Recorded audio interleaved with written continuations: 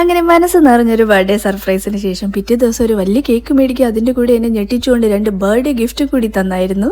ജന്മദിന അപ്പം മുറിക്കുവാൻ സമയമായി. അങ്ങനെ ഞങ്ങള് 3 പേരും കൂടി കേക്കൊക്കെ കട്ട് ചെയ്തു. അതിനുശേഷം സാറിന് എനിക്ക് ആ 2 സർപ്രൈസ് ഗിഫ്റ്റ് തന്നു. ആദ്യത്തെ ഗിഫ്റ്റിൽ ഒരു കുറിപ്പൊക്കെ ഉണ്ടായിരുന്നു. ആ കുറിപ്പ് വായിച്ചിട്ട് എനിക്കിങ്ങനെ നാണം വന്നു. ഫസ്റ്റ് ഗിഫ്റ്റ് കണ്ട് ഇത്രയും എക്സൈറ്റഡ് ആവാൻ ഒരു കാരണം ഉണ്ടായിരുന്നു. കാരണം എൻ്റെ ഫേവറേറ്റ് സൺഗ്ലാസ് വന്നിട്ട് ഒരു ട്രിപ്പിന് പോയപ്പോൾ ഞാൻ ട്രെയിനിൽ വെച്ച് കളഞ്ഞായിരുന്നു. അപ്പോൾ അത് ഓർത്ത് വെച്ചിട്ട് എനിക്ക് ഗിഫ്റ്റ് ആയിട്ട് മേടിച്ചപ്പോൾ സോ ഹാപ്പി ആൻഡ് എക്സൈറ്റഡ്.